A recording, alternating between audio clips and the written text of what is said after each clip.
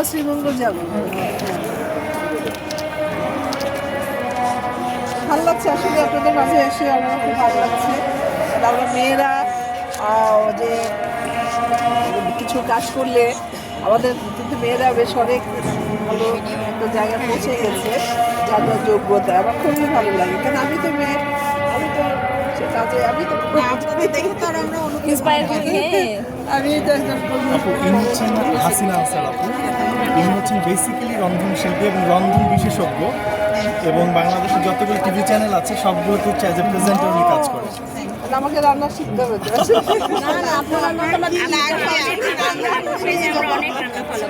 রান্না শিখবো আর কি। অবশ্যই আপনারা ডাকলে আসবো, ইনশাল্লাহ ইনশাল্লাহ অবশ্যই চাই যে আমরা মেয়েরা মেয়েদের সাথে যেন মানে থাকতে চাই। মেয়েদের যতটুকু যদি কোনো রকম সহযোগিতা লাগে, যাই না করতে পারবো কিনা, তবে তাদের মাঝে থেকে আমি ভালো লাগবে, আমার ভালো লাগবে, মন ভালো লাগবে, এটাই আর কি। আসিফ কাছে আসুন।